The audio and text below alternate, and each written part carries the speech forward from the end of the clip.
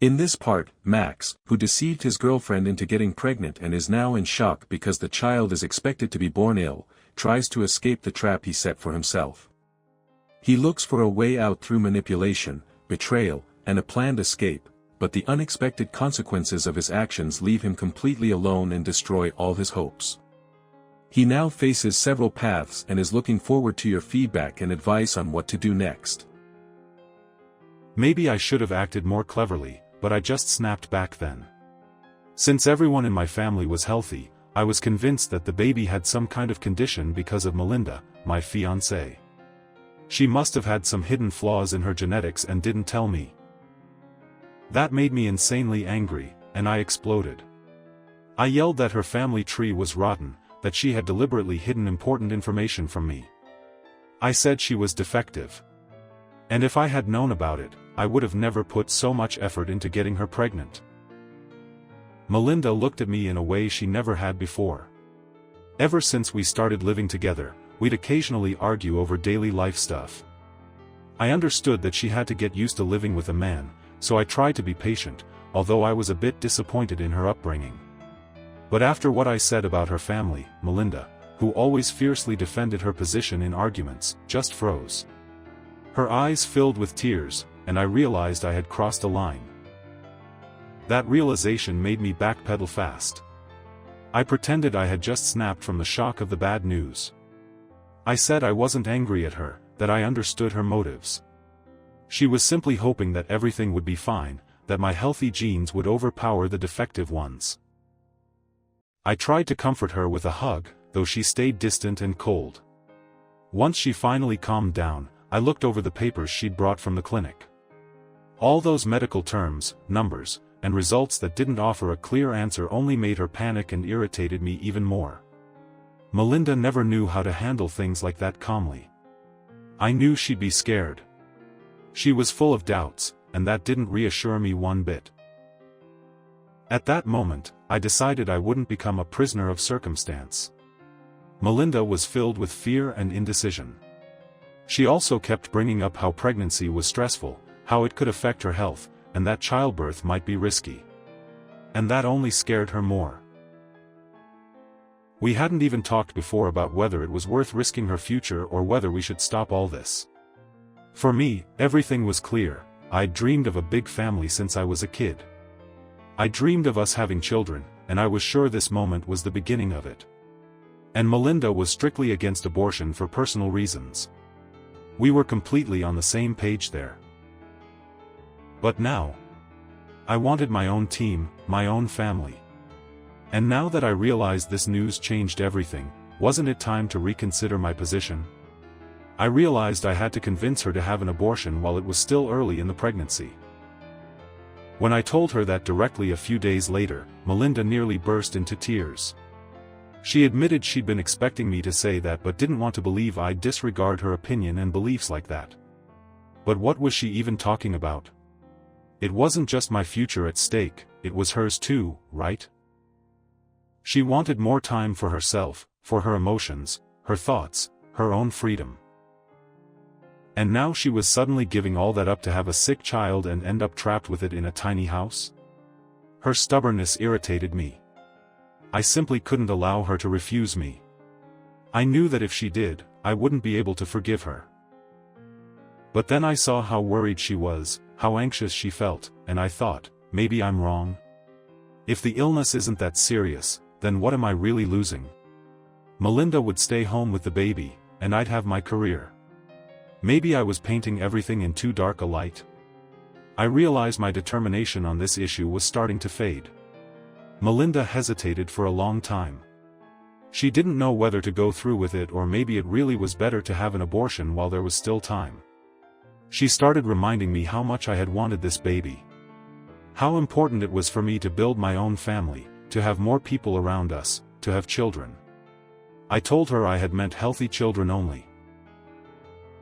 She called me a cynical pig and said that every adult has the right to choose, to agree to raise a sick child or not. There are happy families where children with various conditions are loved and supported. They're accepted just the way they are. And there are couples who refuse that path, and that's their choice too. Why was I taking away her right to choose when this was about her future and her life just as much as mine? For the first time, I had no words to respond. Melinda turned out to be more thoughtful than I expected. That period felt like a swamp. The days blurred into one exhausting mess. Melinda knew that in just a few more weeks, she'd have to drop out of school. That weighed heavily on her. Our intimacy started to fade, we barely talked about anything not related to the baby. And our sex life had basically stopped altogether. That was all on Melinda. Then Nancy appeared. We met by chance at the gym, where I used to go to release some tension. A slim and elegant young woman with hair as black as night and the lustful gaze of a hungry cat. Her figure was feline too, flexible, graceful, you know what I mean. That encounter felt like salvation. At first, I didn't fully understand how it all happened, but the moment I saw her, I just knew. She was everything I had been unable to find for so long. She was light, she laughed easily, she didn't worry about the future the way Melinda did. And I liked that. It was easy to strike up a conversation with Nancy and get to know her. She turned out to be a very sweet girl with a lovely accent. She seemed genuinely glad to meet someone interesting and have a romantic adventure. I asked her out to dinner. Yes, I know why I did it. And I know how it looks from the outside. Of course I was a scumbag, while my pregnant fiancée was struggling with the decision whether to keep our sick child or not. I was trying to start an affair with another woman. Yes, that's all true. But try looking at it from my perspective. I was angry, frustrated, constantly slipping into depression and doubting my future. I needed a distraction, I needed that adventure. As I said before, I know how to make a good impression and be liked. Plus, I'm in very good shape. My parents are quite wealthy, so I could always count on their support, but Nancy was on a whole other level. It turned out her father was a British businessman, and her mother had been a model from some Asian country. I keep forgetting which one exactly, to me they all seem the same. Doesn't matter. What did matter was that Nancy was on a completely different level than Melinda. Exotic looks, open manner, a habit of traveling the world. She invited me to her apartment on the very first night we met. I was thrilled with my luck. I had to propose to Melinda just to get her to agree to intimacy, and now this even more stunning woman was pulling me into bed. She was just easy. Easy conversations, easy evenings, no obligations. We started seeing each other more often, and I nearly forgot how hard it was for me to live at home. How Melinda kept coming to me for help, day after day, sitting there with tears in her eyes. The difference between Melinda and Nancy was so stark that it got harder and harder to go back home without getting into a fight with my fiancé. She had let the flame I had tried so hard to ignite burn out. And now she might bind me to her with a sick child. I dreamed of us never having met, of never seeing her back in college. I dreamed of waking up and realizing Melinda had simply vanished from my life. No, nothing illegal. But what if she just went back to her parents in that small town somewhere in the south? Wouldn't that make everything easier? She kept bringing up her perfect father, comparing us, hinting that he would have found a solution and taken responsibility. It irritated me beyond words. So let her go to him. Her siblings can help raise the child, and Daddy can shield her from every hardship. Isn't that the best possible outcome? I kept thinking how to suggest it to her. Maybe take her to visit her family, get to know them, and then just disappear one day? Or pick a fight so bad it would break her heart and make her run home seeking comfort from Mom and Dad? Every time I went to Nancy's place, I played with these scenarios in my head. Life with another woman had become so effortless. No questions, no worries, no checking the time every 5 minutes to make sure everything was okay at home. She didn't ask anything from me, didn't push, didn't demand anything. She was just there, and that made me happy. This went on for about a month. And just when I thought things were starting to settle, that I was finally getting a break, everything changed. Melinda found out about the affair. She found out everything. I still don't know how it happened, but she uncovered my secret. How? I had no idea, but it didn't matter. Maybe she had been following me, or checking my phone. I didn't hide too well, but she didn't know my passwords. Maybe my behavior gave me away. Or maybe she caught the scent of someone else's perfume on my clothes. Nancy loved luxurious fragrances and food. She was elegant in a way Melinda couldn't even begin to imagine. But that wasn't the point. The point was, now she knew. And that became one more reason for me to hate her. She had no right to intrude into that side of my life. What did it matter to her if I had a fling, as long as I planned to take care of our family? She had no right to judge me, and yet she did. She went and called her parents. I was completely shocked. What was she, a child, running to her family the moment things got hard? I never expected that. Melinda's father and mother came over. It was the worst possible way to meet her parents. They blamed me for everything, for all the problems between us, for betraying her, for becoming the man I was. But who were they to say anything? They didn't even understand what I really wanted, what I was missing. They didn't see how much I was enduring, how much I was investing in the future I was building with Melinda. I intervene as little as possible in my guest storytelling, as you've likely noticed from previous episodes. However, this time, to maintain narrative coherence, I had to ask Max, what future is he envisioning if he's betraying his fiancée, pressuring her to have an abortion, and dreaming of her disappearing from his life? I should note that my comments somewhat disrupted his victim mindset. Perhaps that's a good sign. Maybe he's capable of seeing just how selfish his actions were. Okay, I admit I shouldn't be playing the victim in this situation. Melinda really isn't to blame, I'm the one who cheated on her. Fair enough. But wasn't it Melinda who didn't tell me about some genetic illness in her family? So she's the one responsible for my current state, and her family's defects aren't my fault. I said that, and immediately got a powerful punch to the cheek from her father. I flew across the room, hit the opposite wall. I think if that brute's fist had landed on my jaw or nose, something would have broken. But I got lucky, though I was completely stunned. Gotta give the old man credit, he sure knows how to throw a punch. Melinda had never mentioned that. She always praised only his cunning and cleverness, his business scheming. He said their family wasn't defective and that the only person here with a flaw was me. Saying that to me in my own home. I said nothing. I didn't want to escalate things with him. Still, I thought I could turn the whole conflict, with her and her parents, to my advantage. So now Melinda's mad at me for cheating? Fine. Then goodbye. Go stay with your parents, just like I wanted. Nancy saved me from a horrible future, even if she didn't realize it.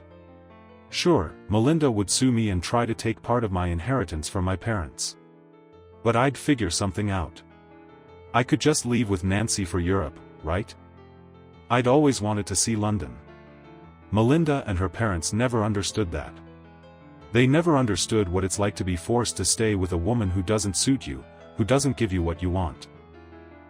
But in the end, they granted my biggest wish. They disappeared from my life, hopefully for good. They left. Melinda packed her things and moved to a hotel with her parents to arrange an academic leave, and then they left the city and the state.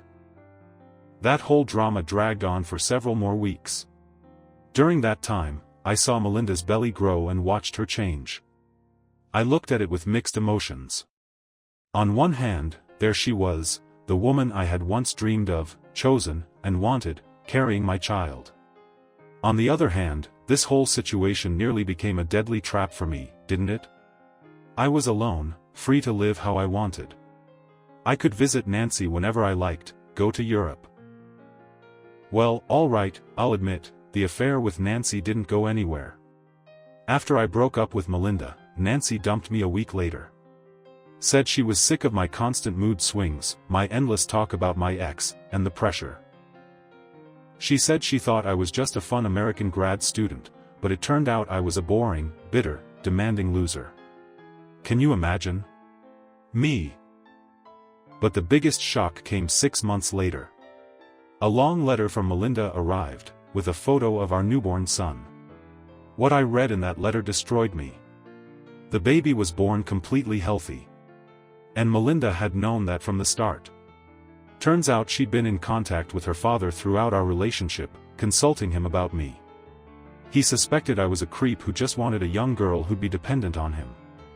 She didn't believe him. She kept telling him how attentive I was, how much like him I seemed. But when she got pregnant, her dad had mixed feelings. After all, his daughter was only 18.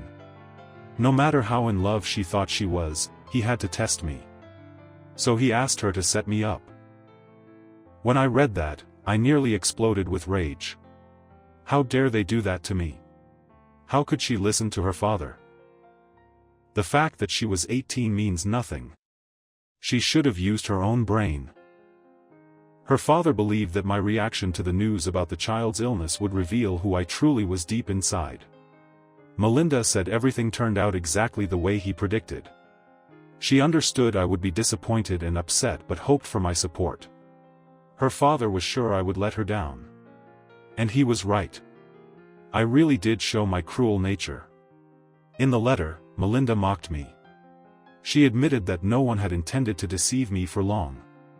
She only wanted to say the child was sick, just to see my initial reaction. But I got so caught up in accusations, aggression, and disappointment that I didn't even examine the clinic documents she brought or the follow-up test results. If I had shown even a drop of curiosity, her trick would have immediately fallen apart. I felt like a pathetic idiot. If I hadn't jumped to conclusions and had taken the time to understand the situation with some patience, I could have had a young wife and a healthy, wonderful son now. But I ruined everything myself through my short-sightedness. It hit me so hard that I started therapy. Now I realize I acted extremely selfishly and never showed any real respect to the girl I claimed to love. But I also lost a dream. In the letter, Melinda gave me an ultimatum. She ordered me to disappear from her life forever. She would raise our son on her own. She's lucky to have a supportive family, and she'll get all the help she needs. Then she'll return to college, find a decent man, and build a happy life. And I will never see my firstborn.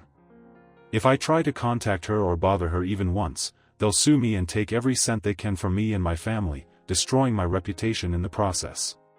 As a first strike, they contacted my parents and told them everything.